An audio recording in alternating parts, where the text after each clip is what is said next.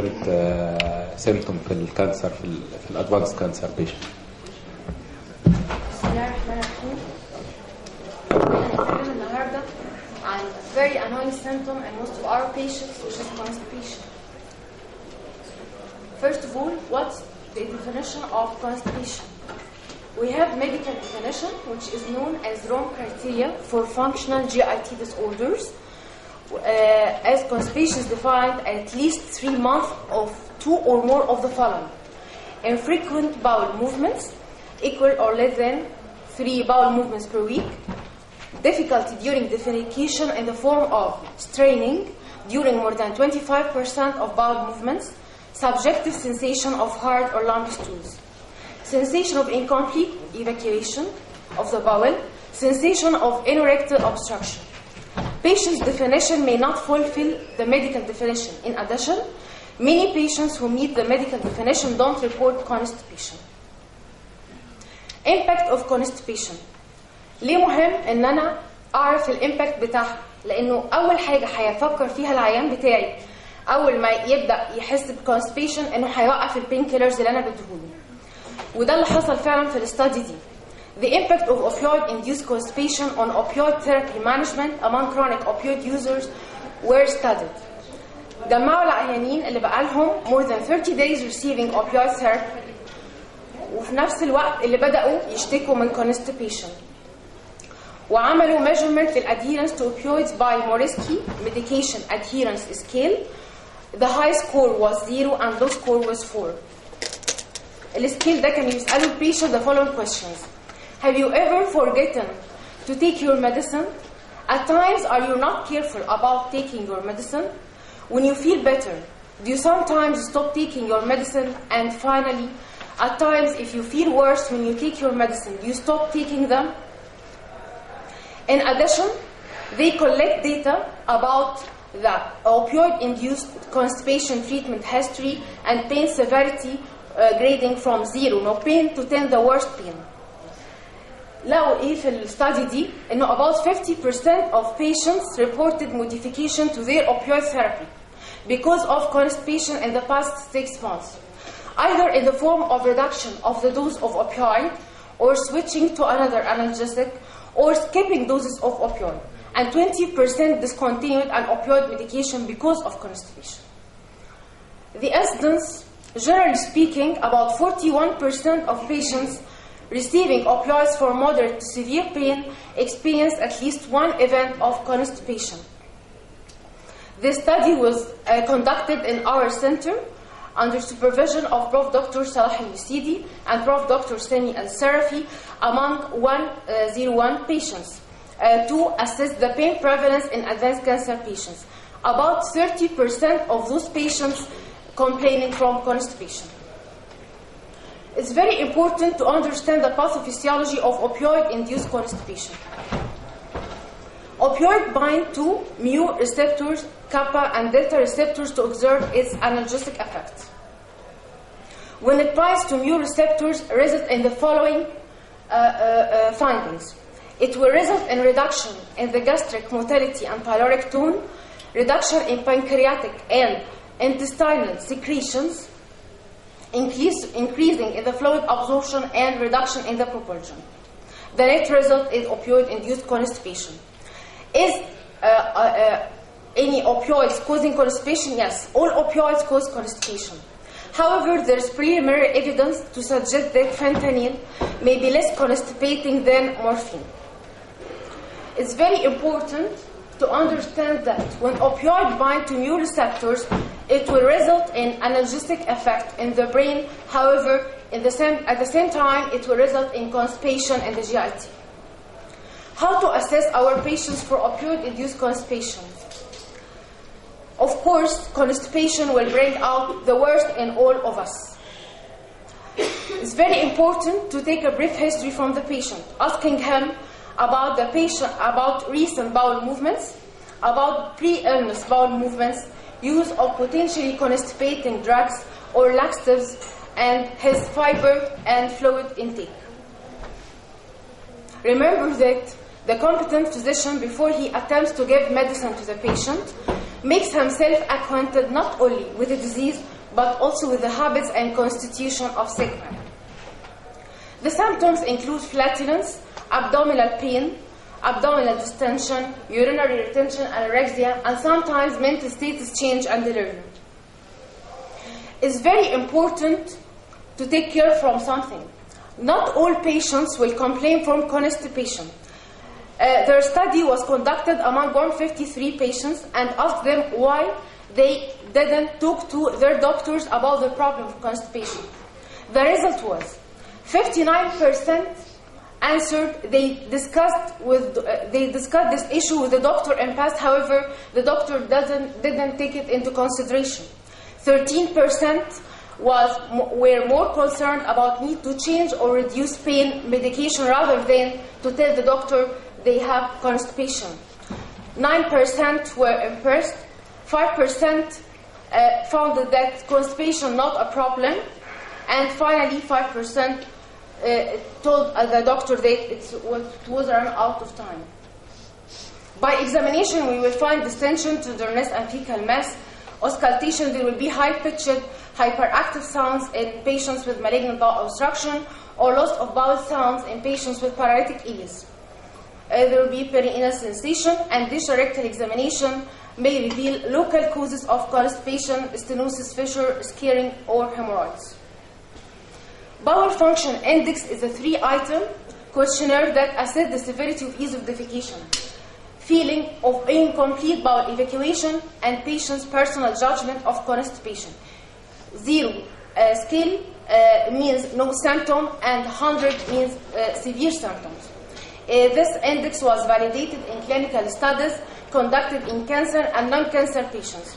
Changes in the index score equal or above 12 are likely to be clinically meaningful, and those lower than 7.5 are likely to be clinically relevant, whilst the changes between 7.5 and 12 are uncertain and not clear and require further evaluation.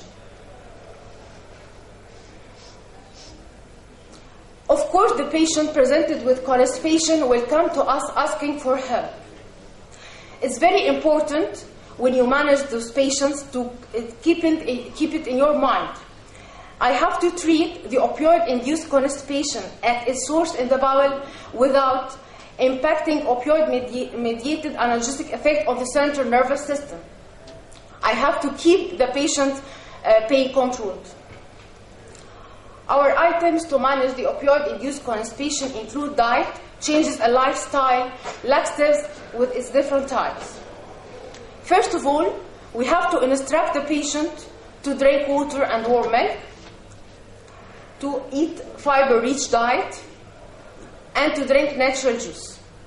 Changes in lifestyle in the form of patient and family education, treat any painful rectal conditions of the patient, ensure access and ability to use toilet, avoid constipating drugs if possible, and keep a record of bowel activity. Laxatives preferred for the patient to be oral formulation, palatable, minimal side effects at recommended doses, potent enough to have an effect, but not so potent as to carry a high risk of inducing diarrhea. Total number of pills or total volume of liquid medication to an acceptable level for the patient. We have different types of laxatives: bulk forming, stool softeners, lubricant, osmotic, stimulant, and prokinetic agents. Bulk forming agents onset of action within 12 to 24 hours. They act by holding water in stool and cause distension. Example in the market include Agilex, Biolex, Evaculex, and Evac. However, the patient should be able to increase fluid intake, otherwise impaction might occur. Saline laxatives start their onset of action within half an hour to 3 hours. The mechanism by drawing fluid into the intestine includes magnesium hydroxide and magnesium citrate. It should be avoided in patients with renal or heart failure because they may result in volume overload. Hyperosmolar agents act within 24 to 48 hours. They act by increasing stool osmolarity, leading to accumulation of fluid in the colon. Our examples in market include Doflex, glycerin suppository, glycerol, and Lactulex, lactulose, and Laxolec. They might cause flatulence and distension, which is a very common complaint in most of patients receiving this type of laxatives. Stimulant laxatives act within 6 to 10 hours. They stimulate peristalsis by direct action on mesenteric plexus and reduce net absorption of water and electrolytes. They include Agilex and Pesadile, Diolex, Laxiol, and Mentolex. They are the most commonly used laxatives in our practice. They have additive effect of hepatotoxicity when doxate is used in combination with other stimulant laxatives. Emollient laxatives, they act within 6 to 8 hours by lubrication and stool softening. They include mineral oil and Minalex. They might lead to serious lipid pneumonia if aspiration occurs. Finally, prokinetic agents. The onset of action is variable. They act by decreasing transit time through intestine, include metoclopramide and dopamine. It's used usually for refractory constipation and might be useful in chronic inertia secondary to spinal cord injury. When the patient's constipation relieved, he will come back to us and say it was a very good treatment. And the colon of the patient will be so happy, and consequently the patient, and finally the physician. We have new and emerging opioid-induced constipation agents. They include the following: non-selective opioid antagonist, as naloxone, which can reverse analgesia and initiate withdrawal symptoms. Peripheral mu receptor antagonist, methyl naltrexone and albumin. However, they are not available in our market. Mu receptor agonist, norepinephrine reuptake inhibitor, as tapentadol, which is an emerging analgesic.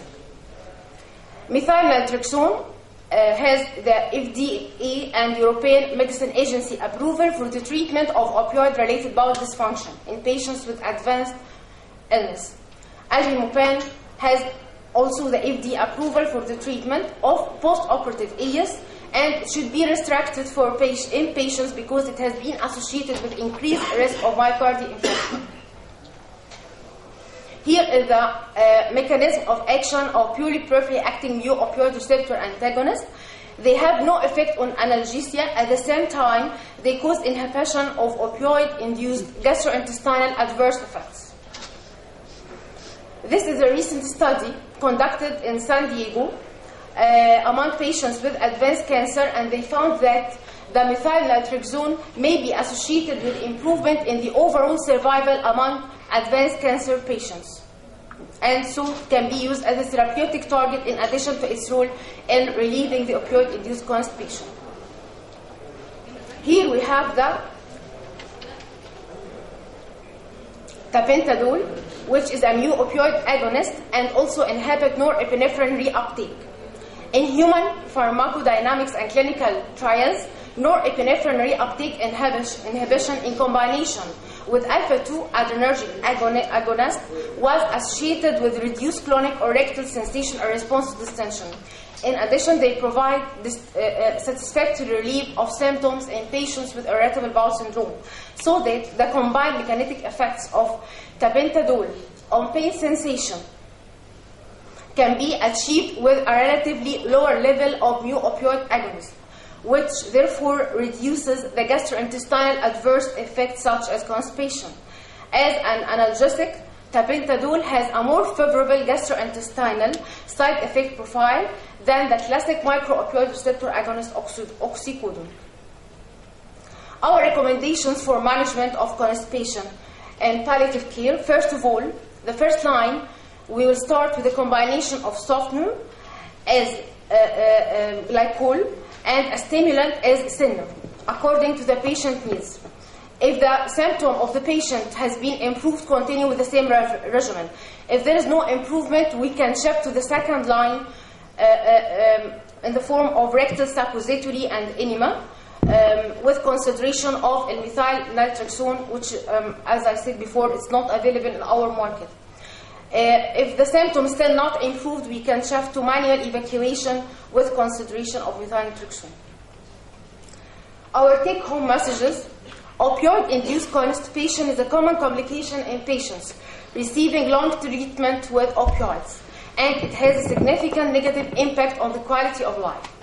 The management of opioid-induced constipation in the first instance may be based on traditional laxatives and prokinetics. The second step may comprise a consideration of an opioid switch from oral morphine to transdermal fentanyl. When traditional laxatives and prokinetics are ineffective, the use of peripheral mu opioid receptor antagonists may be considered, with a preference of oral agents if available. Finally, the third step include rectal measures including enemas and suppositories. And always remember, no matter how good or bad you think life is, wake up each day and be thankful for life. There is someone somewhere else is fighting to survive. Thank you for your attention.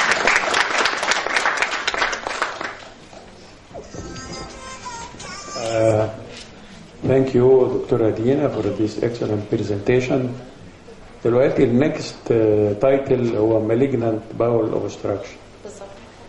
طيب ما دي بتعمل constipation، هتعمل ايه ازاي؟ ولا الدكتور سامي اللي هو حضرتك دكتور سامي هيتكلم عنها ان ديتيلز ان شاء الله. انا بس يعني انت بتتكلمي على النون اوبستراكتيف وبالذات الاوبيويد انديوس كونستيبيشن، عشان دي اكتر حاجه بنشوفها في العيانين بتوعنا. تمام.